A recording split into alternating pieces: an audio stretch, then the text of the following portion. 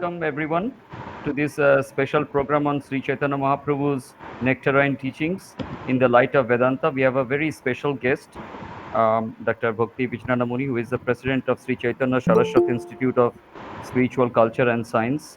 He has been a very good friend with us in the for a long period of time now. So we are very fortunate to have him, and we also have a special program for this. So there will be Kirtan also. So without much further ado, I will just proceed with the program. We are celebrating this program um, just after the eve of the Dol Purnima, which everyone knows is the appearance, the day of the appearance of Sri Chaitanya Mahaprabhu, and we are celebrating this special occasion today. So I'll start with the chanting, and then I will ask Vanidhi to do Guru Vandana. Sriharim Paramanandam Upadeshtaram Ishwaram Vyapakam Sarvalokanam Karanam Tam Namamiham. I worship Sri Hari, the destroyer of ignorance, the supreme bliss, the first teacher, Ishvara, the all-pervading one, and the cause of all lokas. With this brief introduction on this special evening today, when the moon is still bright and it's on the process of waning, but still it is bright, I would now invite Vanidhi to do the Guru Vandana. Thank you, Joy. Bande Sri Guru Dev ki charanam. Bande Sri Guru Dev ki charanam. Gyananjan dehi andhu ki nayanam. Gyananjan dehi andhu ki nayanam. Andhu pata khuli bandhana haranam. Andhu pata khuli bandhana haranam. Mohima aparana javat varnan. Mohima aparana javat varnan. Bande Sri Guru Dev ki charanam. Ajnanu mohabishashamanam. Ajnanu mohabishashamanam. Durlabh naam shunayat sravanam. Durlabh naam shunayat sravanam. Dustad eva vashagar taranam. Dustad eva vashagar taranam. Bande Sri Guru Charanam Kamalam. Bande Sri Guru Charanam Kamalam. Bande Sri Guru Dev ki charanam. Thank you, Vanidhi, for this Guru Vandana. And now we can move to our next item, which is the Kirtan, which Mayukh will sing now. And then we will move into the teachings of Sri Chaitanya Mahaprabhu, which will be delivered by Dr. Bhakti Vijnana Muni. So Mayukh, now you can do your offering. Radhe Radhe सप्तकाञ्चन गौराङ्गी विराजे वृन्दावने वृत भानुसुते देवी नमामि हरे प्रिये नमो महावदन्याय कृष्ण प्रेम प्रदायते कृष्णाय कृष्ण चैतन्य नाम्ने गौरकृष्णे এসেছে ব্রজের বাঁকা কালো শাখা দেখবি আয় তোদের নদিয়ায় এসেছে ব্রজের বাঁকা কালো শাখা দেখবি আয় তোদের নদিয়ায় এবার তার রং ফিরেছে ঢং ফিরেছে রং ফিরেছে ঢং ফিরেছে কালো এখন চেনা গায় তোদের নদিয়ায় এসেছে ব্রজের বাঁকা কালো শাখা দেখবি আয় তোদের নদিয়ায় আর তো তার কালো বরণ নাই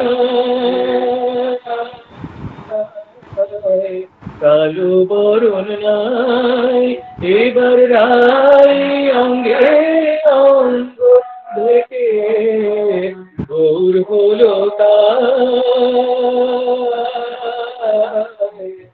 গৌর হলো তাই সেই ব্রজে প্রেমের খেলা সেই ব্রজে রসের খেলা সেই ব্রজে ভাবের খেলা খেলতে এসেছে কোথায় তোদের নদিয়ায় এসেছে ব্রজের বাঁকা কালো শাখা দেখবি আয় তোদের নদিয়ায়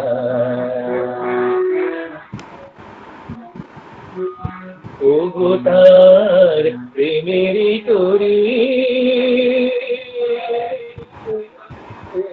প্রেমেরই তরি আগে মন মজায় শেষটা বড় গলায় বিপরি এখনো যায়নি স্বভাব গৌর হয়েও যায়নি স্বভাব কেঁদে কেঁদে যায়নি স্বভাব ক্রমে পাবি পরিচয় তোদের নদিয়ায় প্রেমেতে ঋণী হয়েছে ঋণী হয়েছে তাই তার হাতের বাঁশি কেড়ে নিয়ে বিদায় দিয়েছে বিদায় দিয়েছে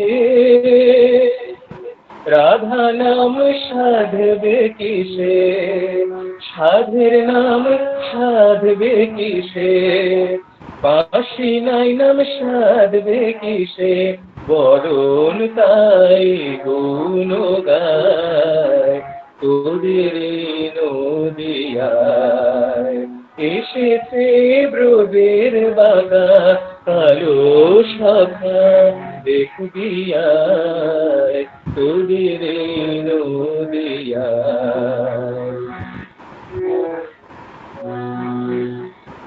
কাঙাল বিশ্বরূপে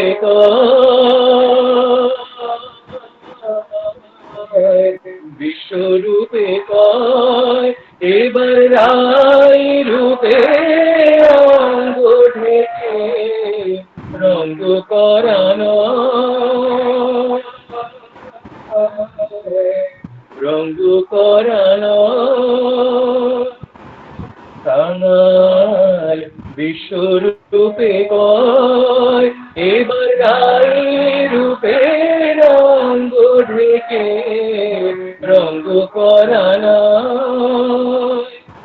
ত্রিভুবন উদ্ধারিলে আসণ্ডলে উদ্ধারিলে বিতাঙালে উদ্ধারিলে তবে খালাস ঋণের গায় তোদের নদিয়ায় এসেছে ব্রজের বাধা কালো শাখা দেখবি আয় তোদের নদিয়ায় হরি বল হরি বল হরি বল হরি বল জয় রাধে জয় রাধে জয় রাধে জয় রাধে জয় রাধে জয় রাধে জয় রাধে জয় Radhe.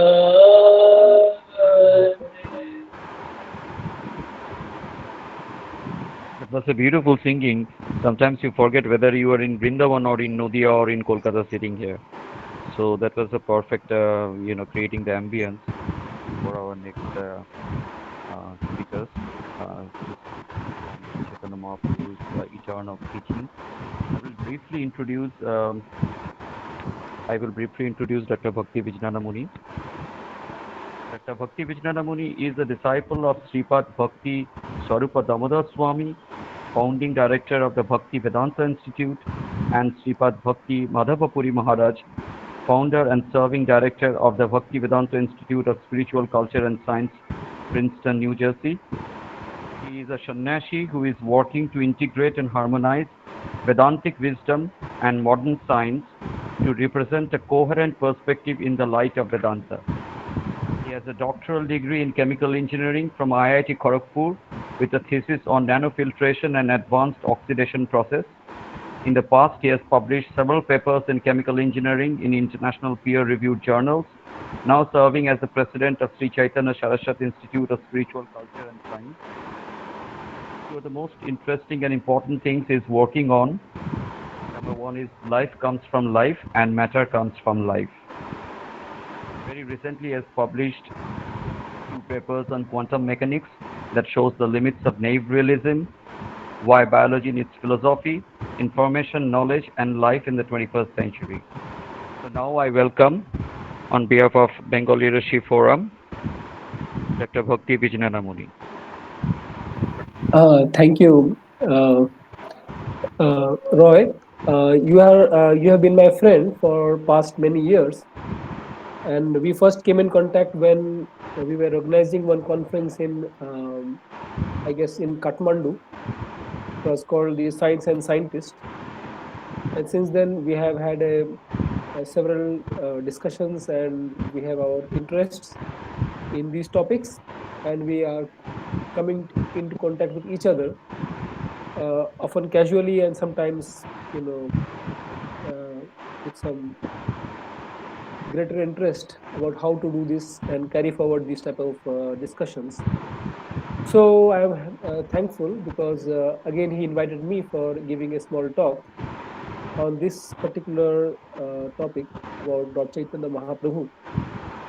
Though I feel I am quite unqualified to speak on these higher topics, but still we have to say something which we have heard from the higher authorities so that it can benefit others also who would like to progress in their own heart about this higher substance and higher reality.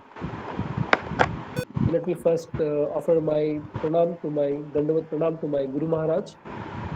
Om Ajnanaatimirandhasya Jnananjana Shalakaya Chakshurunmilitam Jena Tasmai Shri Gurave Namaha.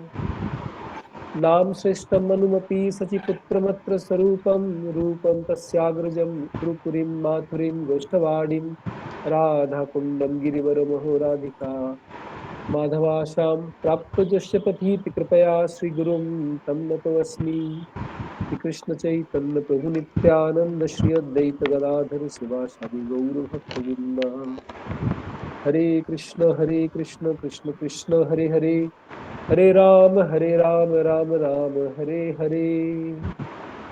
Thank you. So first of all, I would like to begin by saying, certainly there are many tastes in this spiritual journey, but certainly the taste which was revealed in Bengal and the taste which was revealed by Lord Chaitanya Mahaprabhu is unparalleled.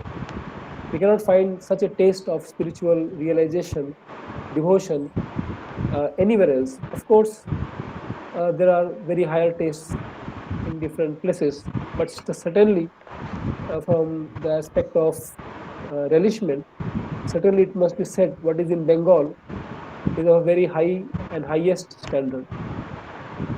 So, as you know, Lord Chaitanya Mahaprabhu appeared in a time in Bengal when there was a lot of like difficulties in establishing the real religion, and people at that time did not know how to read even Gita or other books and how to extract the true purport of those revealed scriptures. But time to time, there were great personalities who appeared in Bengal and also elsewhere. And primarily, the historians speak about three personalities. One is Chandidas, other is Vidyapati, and also Joydev Goswami. These three personalities are mentioned, but still, general public had a lot of confusion about what they were saying, and it was not distributed in public with so much of what to say purpose or so much of like it did not spread so much as it had spread after the appearance of Lord Chaitanya Mahaprabhu. So we often say the contribution of Lord Chaitanya Mahaprabhu to devotional service should be studied by all the intelligent people of the world. And Bhaktivinoda Thakur also mentioned that soon, all over the world, people of all the intelligent, like the intelligent people of all the different religions, of philosophical schools, of different countries will recognize that what Lord Chaitanya Mahaprabhu has given is the highest theistic contribution. And they will all be able to harmonize the different truths revealed in different times according to the teachings given by Lord Chaitanya Mahaprabhu.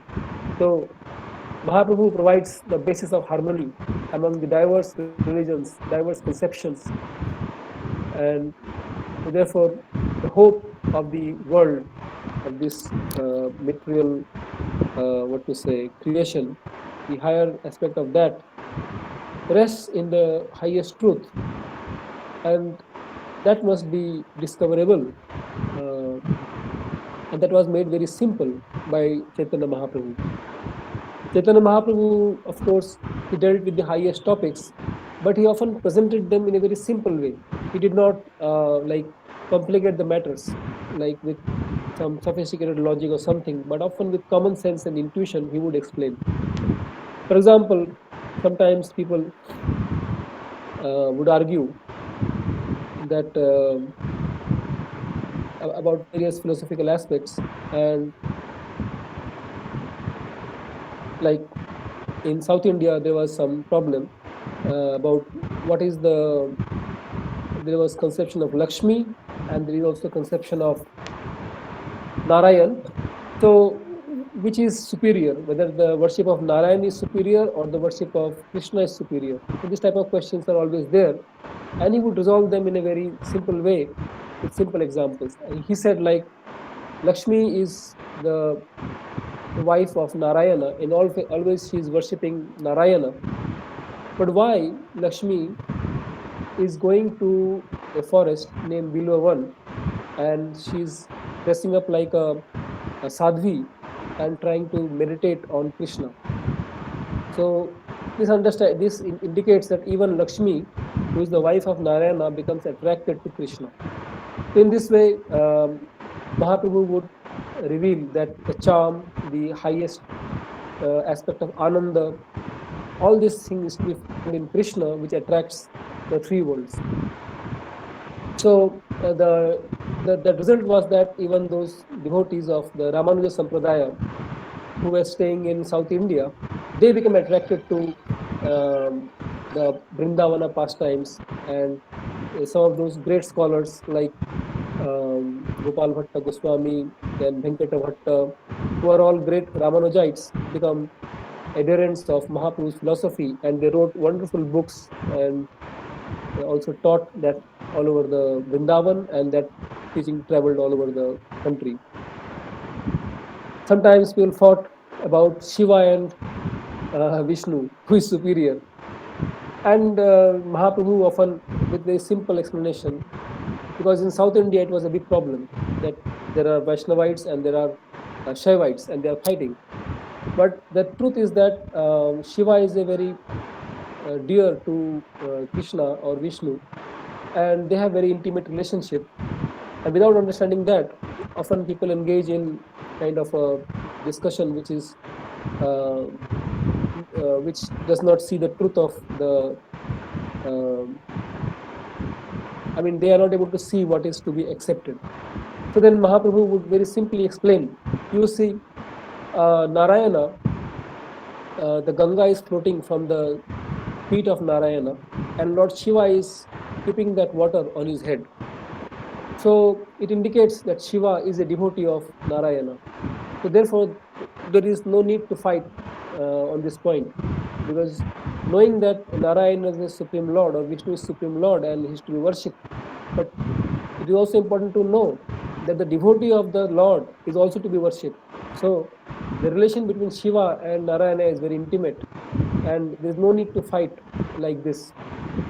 So in this way, he would harmonize the different sections of like different types of religionists, different types of logicians, and slowly, as you can see by his activities, India in those times, in those 16th century, because he appeared about 1486 Christian era, and within some time we can see that there was a lot of harmony in India after his appearance, and there were many great scholars, especially in Vrindavan and South India. A lot of spiritual discussions occurred.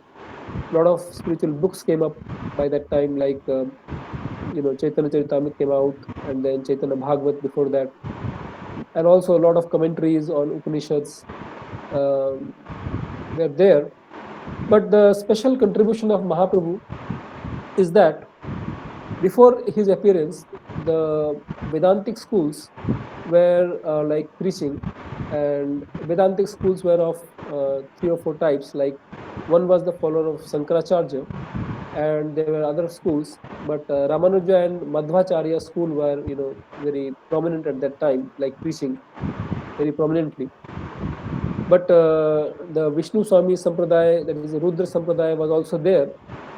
Like you can find the commentary of Sridhar Swami. It is called Bhavartha Sar Deepika. So that commentary was very popular in those days. And Nimbarka Sampradaya was also there. Nimbarka Sampradaya started almost 5,000 years ago, because the Nimbarka Acharya preached, and he traveled perhaps to Bengal also. We can see a lot of influence of Nimbarka's systems in uh, Vrindavan, and we can find a lot of influence in Bengal also. So these all schools were there, but mostly what they did was they were giving commentaries on the Vedanta Sutra, like Athato Brahma Jigyasa. Then the next verse is Tattu Samanvayat, then Shastra Unit Worth. Then comes um, that Iksharte, those different slokas, they were giving commentaries. And it was a standard among them that anybody who will be accepted as an acharya must give a commentary on the Vedanta Sutra. So they were like a sort of, apart from the four main acharyas, many other people were also giving commentaries, and often it was difficult to interpret and understand, what is the actual purport of those Vedanta sutras, and how to understand what is the real purpose of life, how to understand the real purpose of life um, within that jungle that was different books, different scriptures, different philosophies. Often that was the nagging problem, So Lord Chaitanya Mahaprabhu made a simple solution for this problem. He did not write any special or a separate commentary on the Vedanta Sutras. Rather, he said that Vedavyas is the author, original author of Vedanta Sutra. And after writing the Vedanta Sutra, he gave the final commentary, which is known as the Srimad Bhagavatam. So he widely preached Srimad Bhagavatam among the different scholars. Like he preached that to the temple pujari, that the main pujari of Jagannath Puri, whose name was Sarvabhauma Bhattacharya, and he convinced him about the purport of Bhagavatam, and so that he become the Sarvabhauma Bhattacharya's transformation is a very celebrated and discussed topic among the followers of Lord Chaitanya Mahaprabhu, because what happened was that most of these followers of Vedanta, they wanted to only become achieve moksha or some kind of a sayujya, like they want to become one with Brahman, and so they call it mukti. But after Mahaprabhu's message entered the heart of Sarvabhaum, he even did not want to even utter the word mukti. He always talked about bhakti. So, like in Bhagavatam, there is one sloka which says Mukti Pade. Mukti Pade means Mukti is at the feet of the Supreme Lord or Vishnu. So, but he didn't want to say Mukti Pade because for all his life he talked about Mukti as something separate without connection to Vishnu or Narayana. But now he understood that uh, actually who is devoted to the Supreme Lord and that devotional culture, automatically liberation appears to him as a reward. So, that's why he said, I will not say Mukti Pade, I will say Bhakti Pade.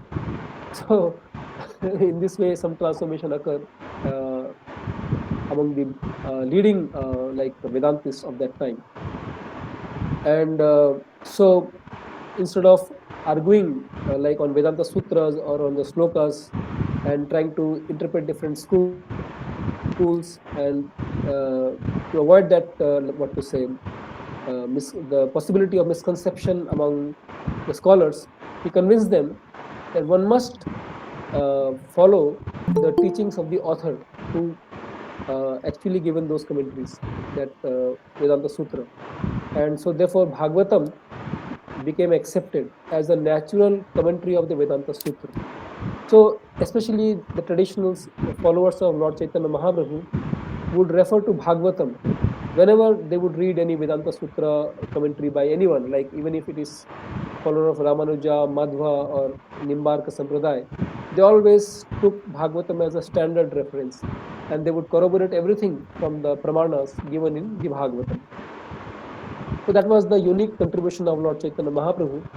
He turned the entire scholarly debate into a devotional spirit.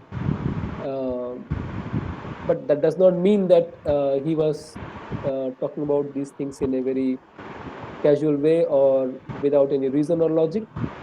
That was also like contributed by Mahaprabhu, and therefore his followers wrote many wonderful books in that tradition.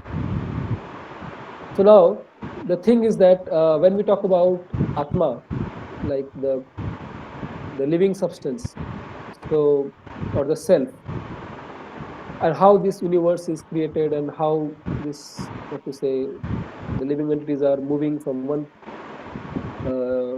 form of life to another form of life. So we have to understand, according to those teachings, that we in the beginning we talk about the causal substance, which is compared to the river called Viraja. So that Viraja is like a moving water or a river, and it is a causal substance. And the other thing that we talk about is the consciousness, or which is compared to light in Vedanta. Light. So there are two things: light and the causal substance. And light here means with something which is which enlightens. So what is the light which enlightens the reality? So ordinarily we may mean like a sun or some torchlight or something, but really it is the soul or the conscious substance, the soul. which enlightens everything. So therefore, we begin with these 2 points. One is consciousness, and the other is the causal substance. So in the beginning, when there was no intermingling of consciousness with this causal substance, that means when we talk about the marginal energy of the Lord, that is in the beginning state, when it is in equilibrium, then no objective determination could be made. Like we could not say what is what. So something exists like a potential, but it is not actuated, it is not actualized into any objective truth or realities. So at that time, by the when there is no movement, the movement must come from the higher side. Because there's no movement in the lower side or in the area of the material energy at that time, because everything is nothing is in any objective state. So therefore, it must come from the higher side. It must come from consciousness. So when consciousness intermingles with this causal substance, which is compared to upper means water or energy of the lower type. So in the beginning, there is a mass conscious, what is that? Mass ego, or which is called ahankar, and that substance is called mahatattva. That mahatattva is formed by the intermingling of consciousness with this what you call this causal energy, which is the material energy. And then the next stage is that it further differentiates into individual egos. There is a mass ego, and then the next stage is the individual egos are formed. And then there's the movement of these different phases of energies like sattva, raja, tama. All these things are, all these top terms, But it is important to know how these things are actually being achieved.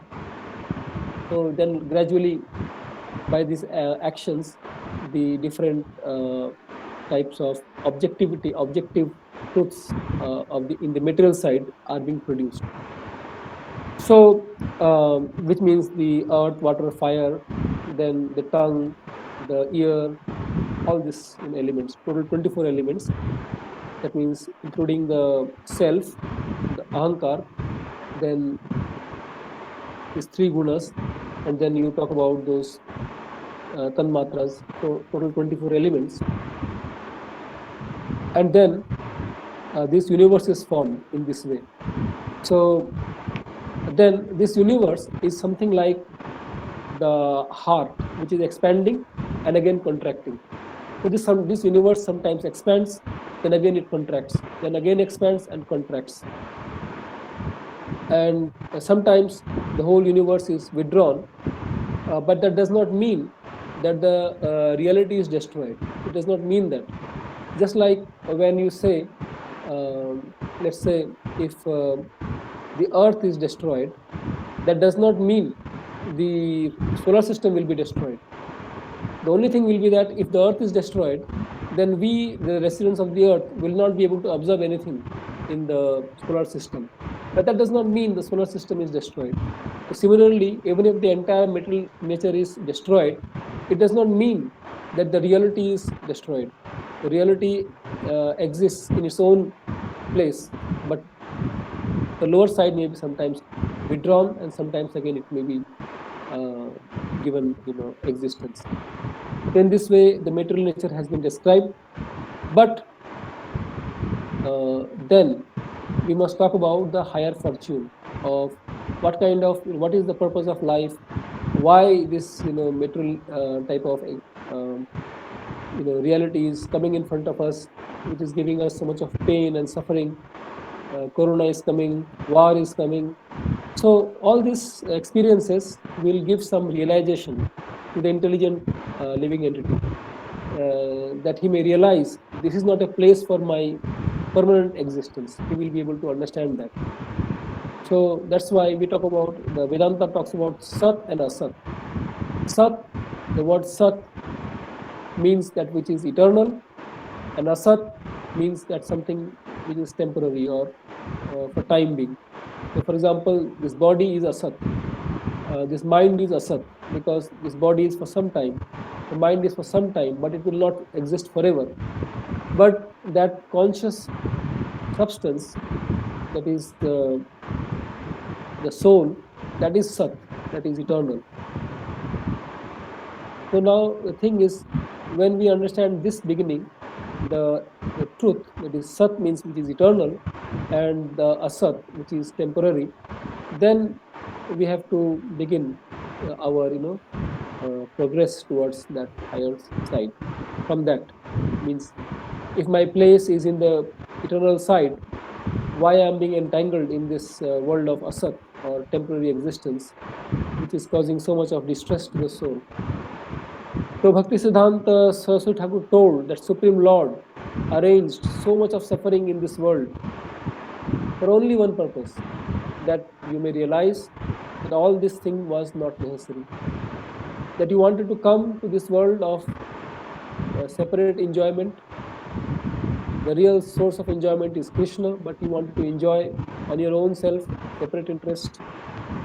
So you came, you had no choice because of that desire, and you entered into this world of temporary existence, and now you are suffering. So when you give up that separatist mentality, separate type of desire to live separately or independently, then your prospects will begin. And different religions in the world, like Bible, Quran, Zoroastrianism, Vedas, they are the expressions of that highest truth, but according to the capacity or ability to uh, receive that highest truth. Accordingly, that comes down to this world. So that's why it is said this is a living substance. The truth is a living substance, the living conscious substance. It is not something like um, that there is a book and you can understand the book by your own material mind or intelligence. Because after all, the material mind and intelligence is of this lower type of this material is like conditioned by the material nature. So on your own, you will not be able to capture that higher substance. So what is the secret for that? So secret is that the living entity or the soul is like a miner. So when a miner is there and his father may be a king, but if his father leaves him, like if he leaves this world, then the miner is given a lot of property, and so, but because he's a miner, he does not know how to manage that kingdom. So what happens at that time is that the ministers, they come to exploit that miner, and they may deny the miner of his true realization of his father's property. Then what he does, what happens, some disaster happens to him. So in that state, what is necessary is that somehow that miner should be placed under a very powerful, like a person who can help him realize what is his true inheritance. So in this way, we need the help of somebody who is not from the material side, but who has come from the higher side to help us to uh, protect our real wealth, and so that we will be able to receive it when we are ready to receive that. So therefore, John Milton, he wrote one book, I think The Paradise Lost, and that was quoted by Srila Maharaj. So Milton says that I think the devil says in that that it is better to be the to rule the what is that, to rule the hell rather than be a servant in heaven.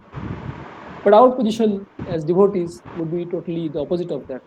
It is rather better to become a servant in that higher serving world than to become master of this, what we say, the master of all that we survey.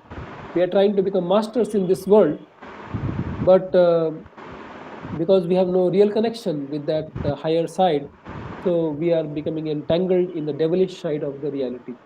So if we are fortunate enough, then we will try to develop our side by connecting with that higher side, and then we'll become servants. We'll realize that we are servants in that higher plane.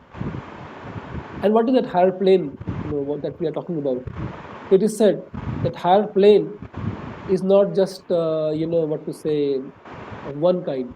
That higher world is variety, is variegated type of realities there, and there are so many different kinds of great personalities in that higher world, who are all like higher world in the sense the world of service, the world of the service to a supreme. So there are different conceptions in that, and according to your particular type of uh, your condition of the heart and your present state of consciousness, you may be connected with certain type of certain like point of that higher world, and then one may try to develop himself from that side. So therefore, what happens is that uh, it may be impossible for a particular living entity to have a full like a realization of the entire spectrum of the spiritual truth. So then we need some standard for that purpose, so that instead of trying to know everything by experience, we'll have some instructions, and that may help us to guide us to some point that may be of the highest benefit for the soul according to his present condition. And so Mahaprabhu's uh, claim was that that reference is Bhagavatam, that sloka which is mentioned about Mahaprabhu, Aradhya Brajesh Tanaya Tad Dhama Vrindavanam, Ramya Kvachidupasana Brajabadhu Varge Naya Kalpita, Srimad Bhagavatam, Pravanamalam, Prema Bhuvartha Mahan, Sri Chaitanya Mahaprabhu Matamidam Tatradaro Napara, which means that who is God, who is to be worshipped? The answer is that Aradhya Bhagavan is that son of Nanda Maharaj, who is that Nanda Maharaj Krishna is the God. And then how do we worship Krishna? That is the next question.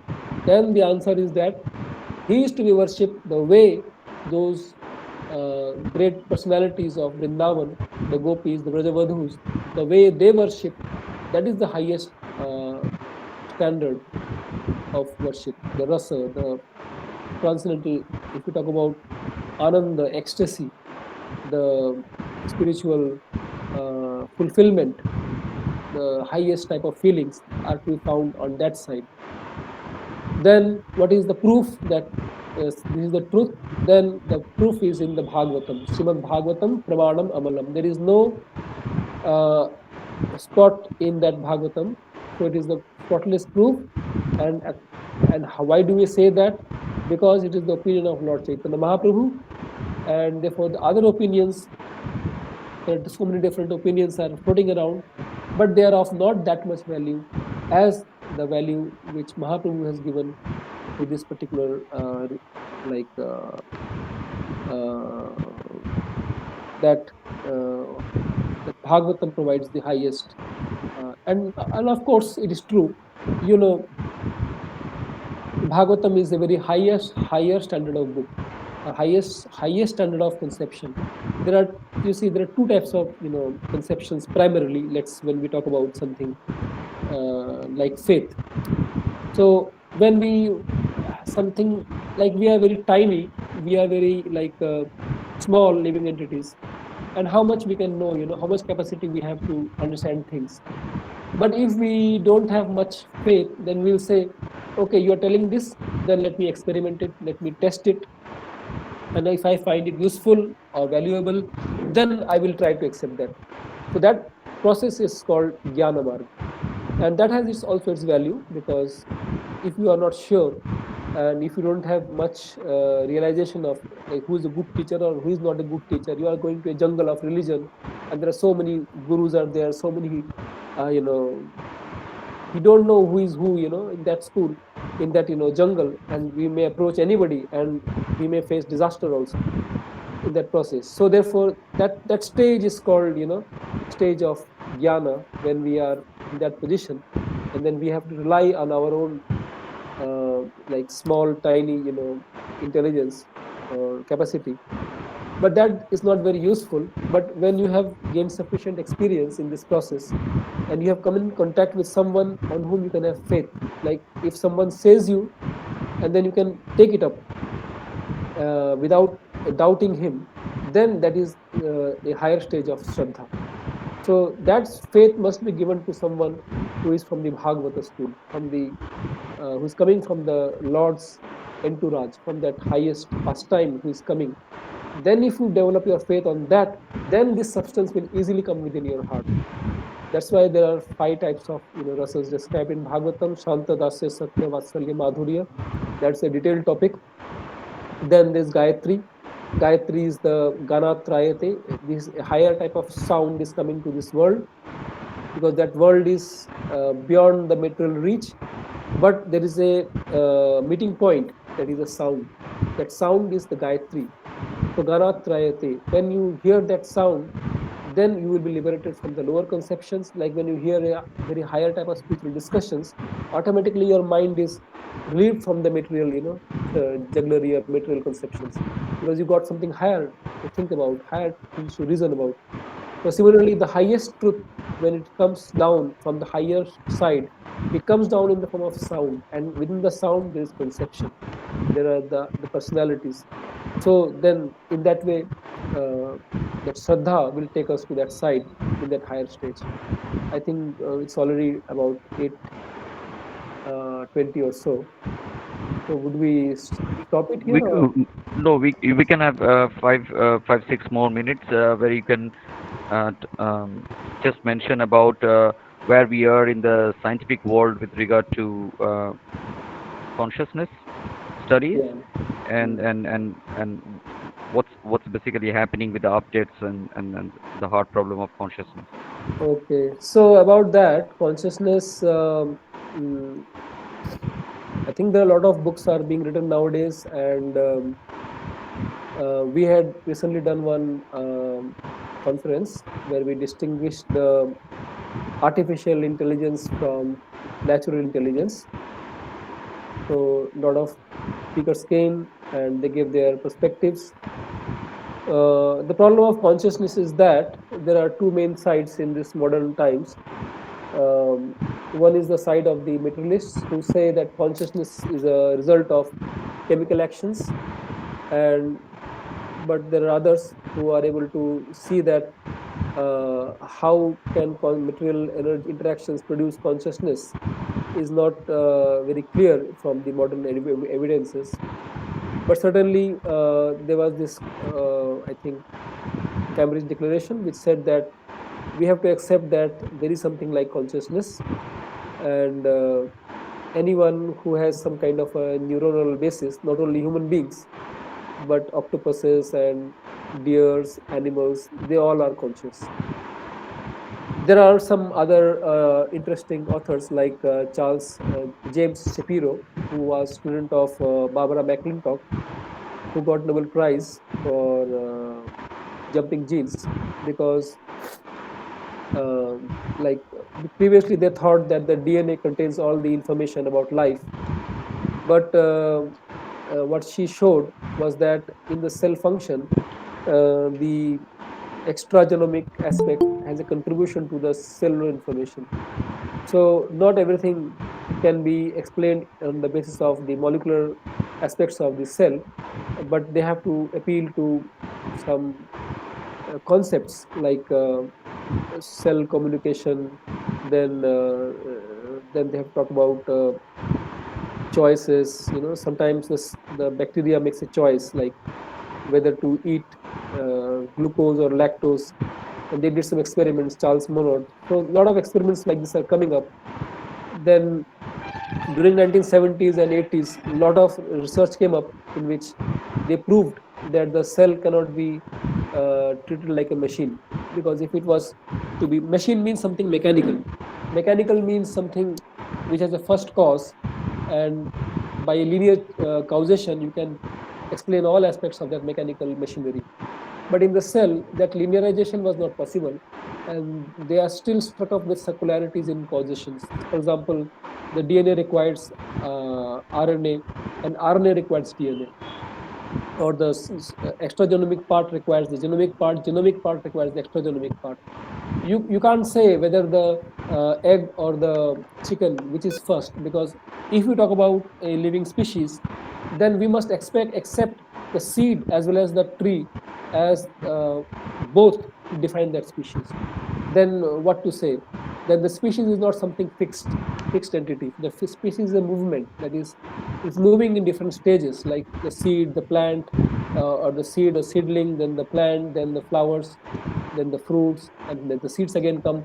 So this whole movement, dynamic movement, is called the species, and we can see the causality is not simple. Rather, it is more complex than the mechanical machinery. And so gradually, that's why in modern science, a lot of new ideas are coming up, like biocentrism, circular causation, and even nowadays consciousness. They are doing a lot of conferences. One conference in Arizona, Tucson group, they are doing every year. And in Europe also, a lot of people are desiring to talk about consciousness. And when I wrote that paper about naive realism, then I mentioned that main point is that the quantum mechanics is an improvement or advancement over the classical physics, because in in quantum mechanics, for the first time, the great scientists like those personalities like Niels Bohr and I think some others, they realized, I think the Copernican interpretation, that we are not actually seeing the objects, but what we are seeing is basically our knowledge. That is, we don't see the electron basically, but we see electron according to what we write down in the paper. Like we say, electron is a wave, it's a point particle in certain experiments. So the subject or the consciousness makes a contribution to what we call objective reality. And similarly, the objective, what we call the object, also contributes to the subject. So both contribute to each other. So for the first time, consciousness, the subjectivity, has become an important part of physics, or what to say, development of physics. But unfortunately, if you ask quantum physicists how does consciousness is produced, then they cannot explain that. They don't answer that. They cannot explain. There are certain like persons like Penrose, who wrote certain things. He wrote certain papers, talked about microtubules, and in certain way he talks about consciousness. But then those are all conjectures, and they are not experimentally proven. So the physicists are not able to explain what produces consciousness, but they are definitely able to say that the consciousness or subjective has a role in determining the objective truth. So I think that much is the development of modern science, and I we hope that, but at least from the medical side, nowadays they are contributing a lot. Like they are putting the religion into the care of what to say, taking care of terminally ill patients. Like they encourage, Bible or the other religions.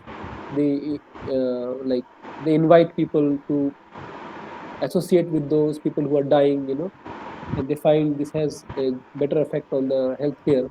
So many ways we can find that nowadays there is more acceptance, but certainly we can say that they are not able to explain how consciousness is produced.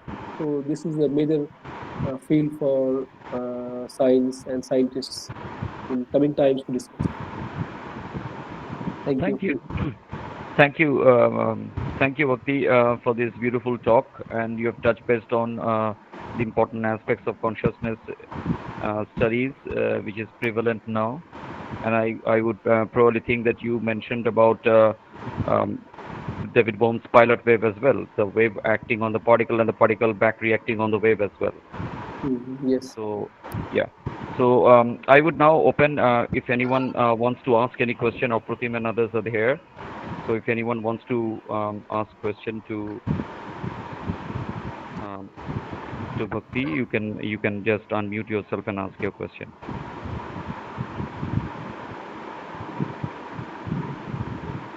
Anyone want to ask question, Pratim and others? Yes, I would like to. I'm very happy to see Bhakti Vijnana Muni like after a long time. Like we met in Nepal. It was a very wonderful conference arranged by him.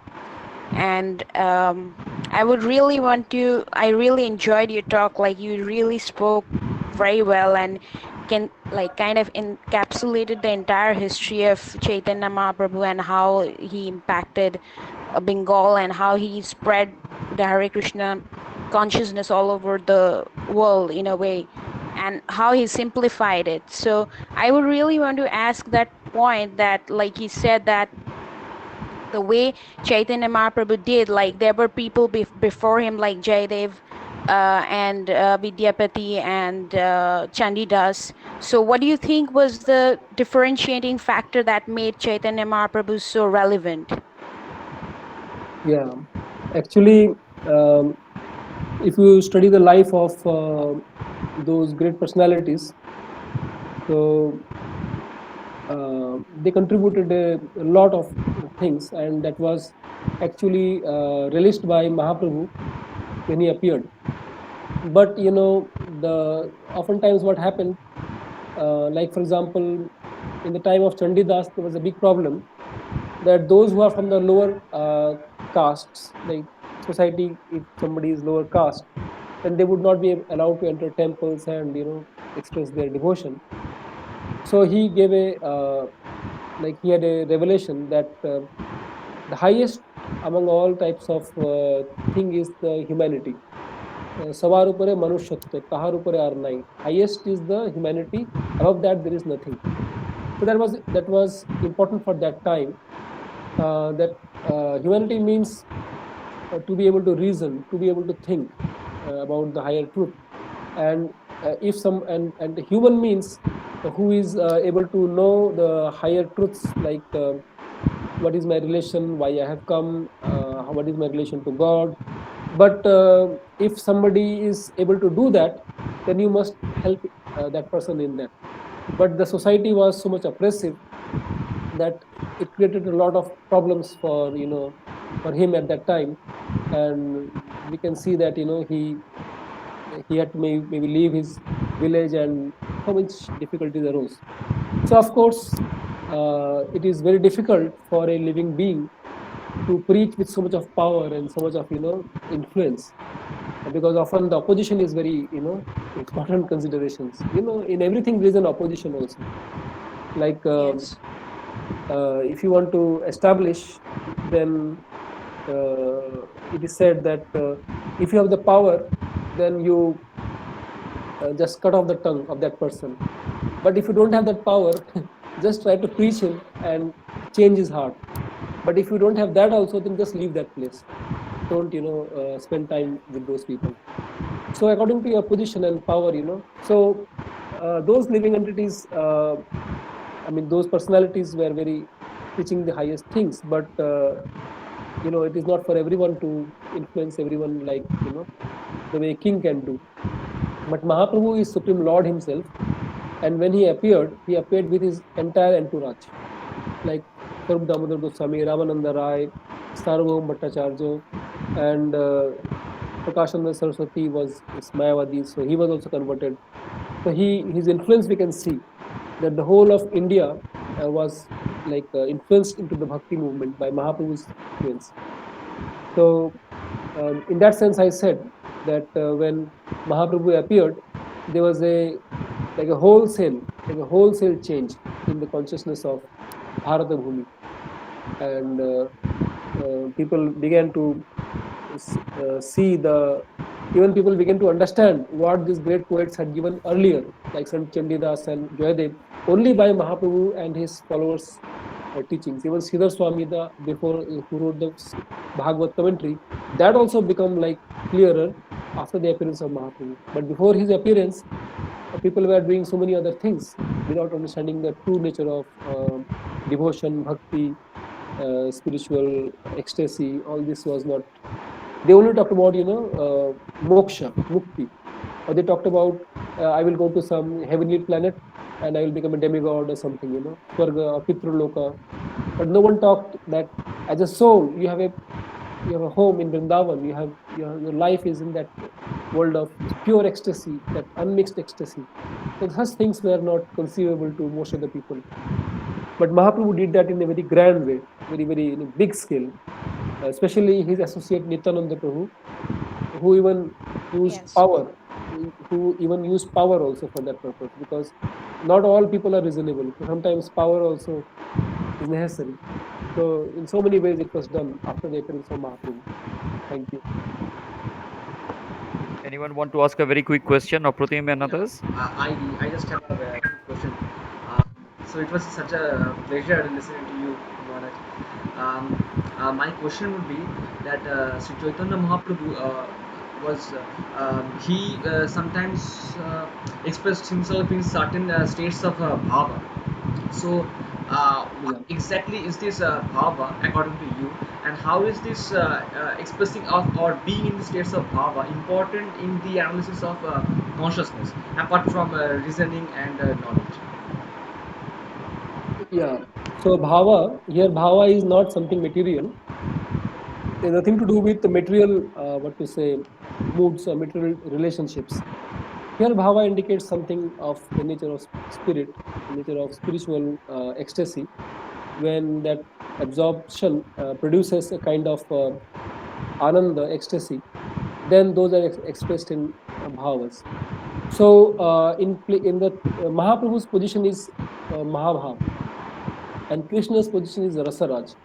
Krishna is the ocean of ecstasy, that is ocean of spiritual tastes. Rasovai Apsu. He's he's the what to say, most mellifluous, charming, and the ocean of different types of what to say, relishments. But there is the taste, and there is also the that is Rasaraj, and there is also Mahabhav and Rasaraj. So Mahaprabhu represents that Mahabhav, and Jagannath in Jagannath Puri represents Rasaraj. So when Jagannath is feeling some separation, that's why his form is like that. He's feeling separation from his beloved. And when Mahaprabhu is going there, then Jagannath is seeing his beloved in Mahaprabhu, and Mahaprabhu is also seeing his beloved in Jagannath. But their positions are slightly different.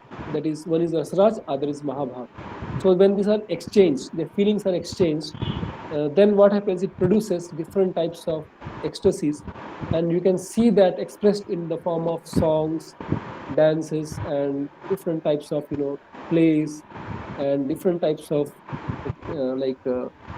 cultural and other like even drawings, art, the aesthetic part. So uh, to distinguish it from the prakrita or material, jada, is very important.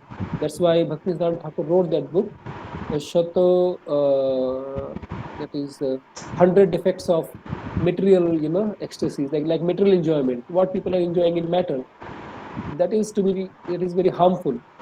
But when that is purified, and when one becomes a disciple, or when one becomes a, what to say, anuchaitanya, that is comes under the discipline of that higher movement.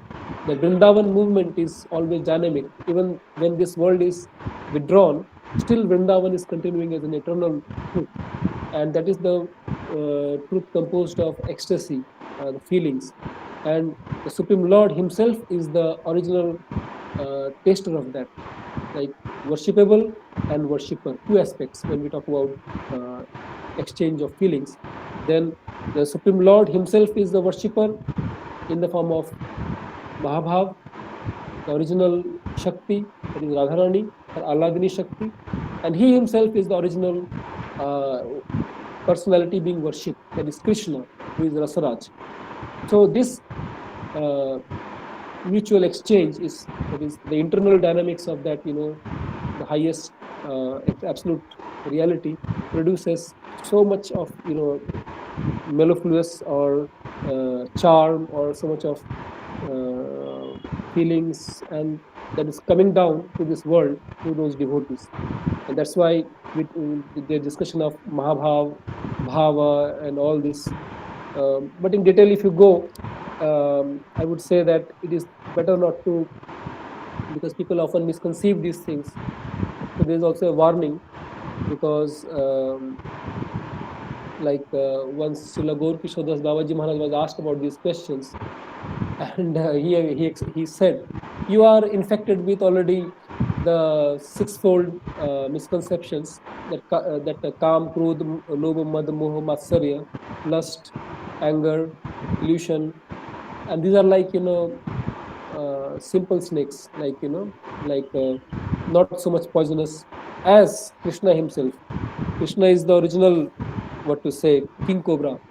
So if you want to go by force into that side, you will be destroyed. So you have to be very cautious in this journey, and you should not hear these topics unless you have been, what to say, prepared for receiving that according to the installments, according to your position.